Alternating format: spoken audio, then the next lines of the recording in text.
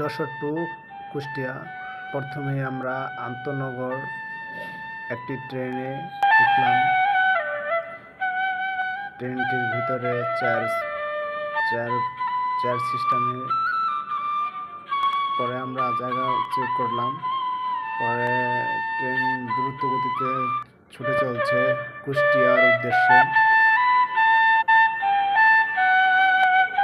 গ্রামের যে অপূর্ব সুন্দর পরে চলে আসলাম আমাদের সেই বহুল কাঙ্ক্ষিত কুষ্টিয়ার লালন শাহ। প্রথমে ভিতরে ঢুকলাম। ভিতরে ঢুকে চারপাশে যে সৌন্দর্য তা ক্যামেরা বন্দি করলাম। সারি সারি তার লালন শাহর কবরের চারপাশে যে সুন্দর সুন্দর সুন্দর সারিবদ্ধভাবে গাছ লাগানো,